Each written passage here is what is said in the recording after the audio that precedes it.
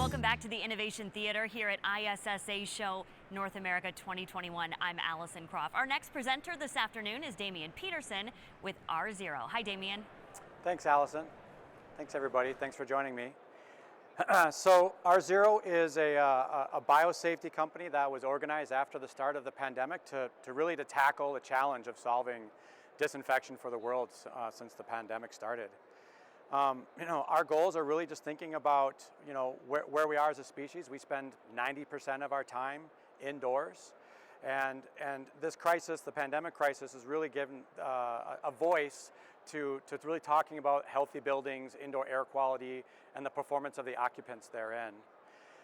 We're funded by Tesla and SpaceX. In fact, our manufacturing facilities are in the Tesla facilities in San Jose, California, and they are part of our engineering team in terms of some of that engineering process that went into our thinking of our applications. In terms of what we're looking to upend or what we're looking to solve from a challenge perspective is how can we make the spaces that we live, work, and play in safe in a sustainable way that has a meaningful impact to us from a person to person, from a business perspective, and really, if you think about some of the tools that are in use today, chemicals in particular, right? They're widely inefficient. They really aren't sustainable. They're really not safe for humans. They're really terrible for the environment, and they're highly manual. It takes a lot of time to really do that process, and there's opportunity for error. So really, our goal is to bring to market tools that are hospital grade, tools that are being used in hospitals, and make that democratized or priced to a point where they can be adopted by, like the everyday business, by a school, by a corporation bringing their people back to work, by commercial buildings, hotels, etc. Right? So, our goals are to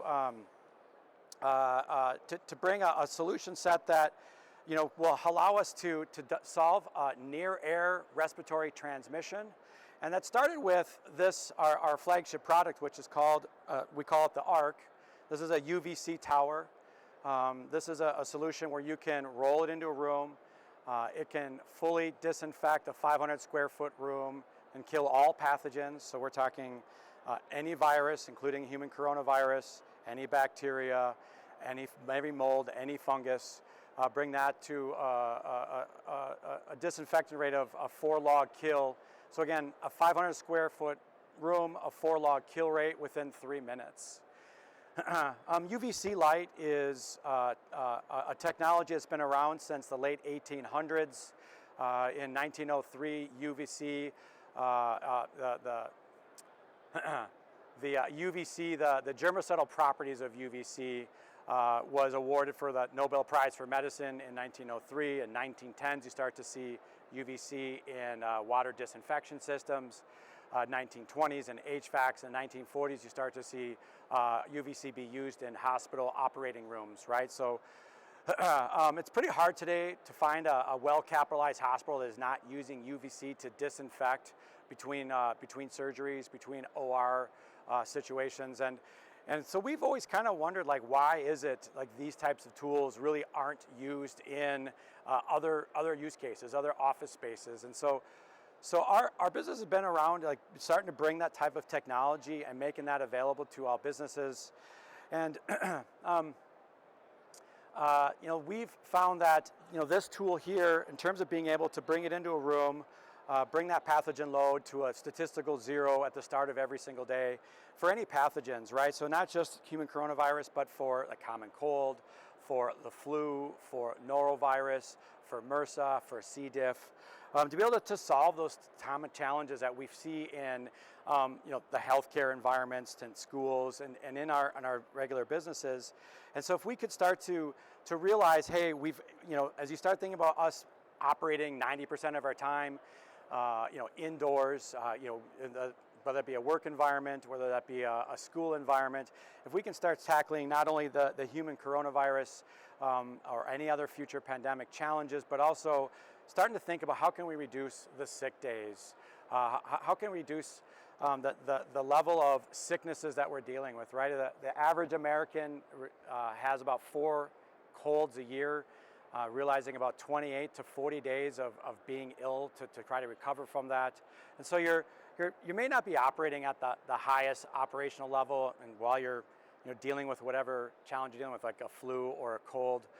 So how can we reduce that level of illnesses and increase the productivity of our people? And so if we can bring that pathogen load down to 0 every single day, that's one of the ideas for this solution in particular. As I said before, UVC is not safe for human skin or eyes, so we've over-engineered this for safety features. There's PIR sensors up here that are really designed to help reduce that exposure potential down to 0. It's looking to see a situation where if someone were to walk into a room that's being disinfected, that it would simply turn off based on emotion and the heat signature of that individual. The overall solution itself is about 6.5 feet tall, 72 pounds. And the typical use cases we'll find for this device specifically is following some sort of custodial process. One of our largest customers is schools. This device will be found in about 2,000 schools across the country right now. This is something where the custodial process will typically walk into a room, do their cleaning process. They might empty a wastebasket, mop or vacuum a floor, and then they'll roll this in the center of the room, plug it in, turn it on, and walk out of the room, and move on to their next classroom, start their cleaning process. Again, mop, vacuum, empty trash cans. Once they're done there, go back, grab this arc, and roll it back in, and start that process over and over again. And so you can just continue that throughout the entire custodial process.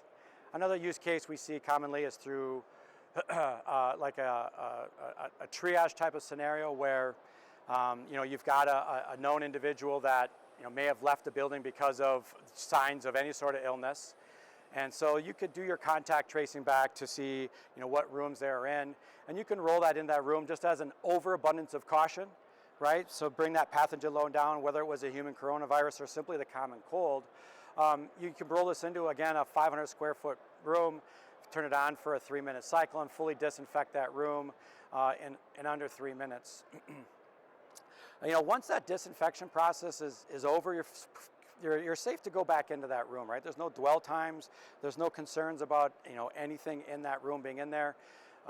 You can roll this in the room, and when the light is on, it's disinfecting, and when the light is off, it's safe for you to re-enter that room. In fact, you could even walk in and continue eating a sandwich that was in there. It's food safe as for you to go ahead and continue eating that sandwich.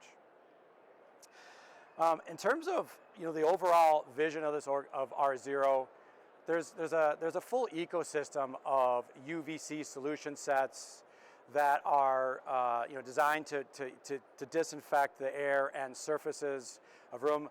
Some of our other products that I don't have here up with me today are designed for installed autonomous use in rooms.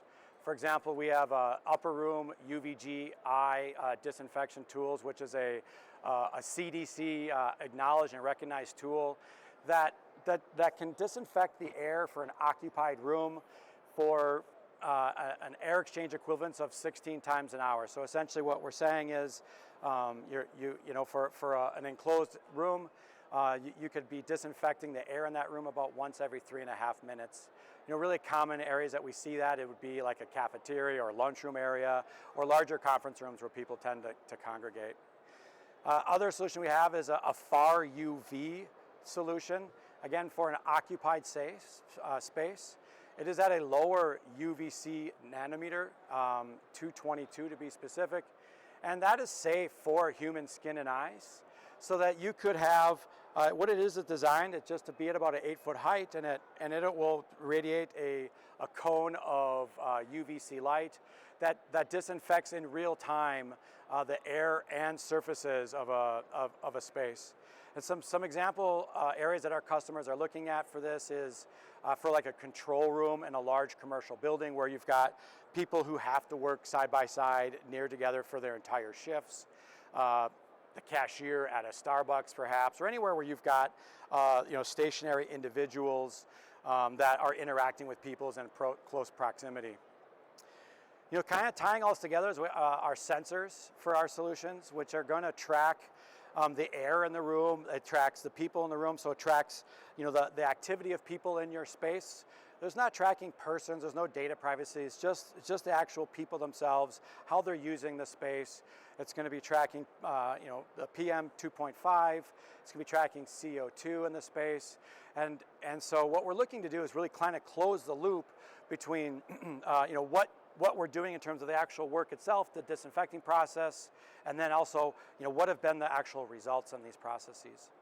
All of our devices have some sort of connectivity to a web-based application. We're collecting data. In terms of the ARC here, the ARC has a Verizon LTE chip embedded in there, and what that does is it allows you to track who used the ARC, what day, in what room, and for how long. And so for the first time you have, from a disinfection process, visibility and execution compliance. Today, most commonly what you see is someone going into the room and they might be using a sprayer or hand wiping things down, and what you've got is some sort of board where someone's marking their initials that it was done, but there's no validation of the protocol's been followed through. There's a lot of human error with chemical-based approaches, and this allows you to someone could roll this into the room. If they can operate a toaster, they can operate this machine. All of these devices are pre-programmed to know, what room that they're in, how big it needs to be, and how many minutes it needs to run for based on that programming. And so you've got all that data collecting into this web-based application. Same with our installed solutions in terms of acknowledging when they're on, when they're operating, and the sensors then also recognizing the data in terms of that indoor air quality, the CO2, and the ability for you to take actions on that, whether that means that there's a lot of people in an area, we want to proactively go to a conference room and just be, again, out of abundance of caution, just run a disinfection cycle, just to make that space safe. CO2, which is a proxy for the amount of people in the space. I mean, maybe that's something where you could create an alert system that says maybe we could increase the airflow through your HVAC system in there, right? But again, bringing all that data from your disinfection process, from an invisible process to visible. As I said before, we are funded by SpaceX and Tesla. As of just 2 weeks ago, the Mayo Clinic became our third largest investor. And their goals are really aligned with ours. We're the only disinfection company that they are an investor in. And they're thinking in terms of their support and alliance and co-development with R0 is around disrupting the current ecosystem, the current processes that are in place, right? Is how can we use some tools that are out there that can make our places safe for our people, for the technology and equipment that are in our spaces, so that we're not trading, in this case right here, the overall pandemic itself, one health issue, for some alternative health issues that really are some of the side effects of the chemical-based systems that we're seeing used commonly for disinfection processes today. R0 is, we've been in operation since April of last year. If you start looking back around our trailing 12 months, we've got about $40 million worth of this equipment out in the ecosystem. We're headquartered in Salt Lake City, Utah, and our manufacturing facilities are in San Jose, California. And I appreciate your time, and thanks for getting to know our solution.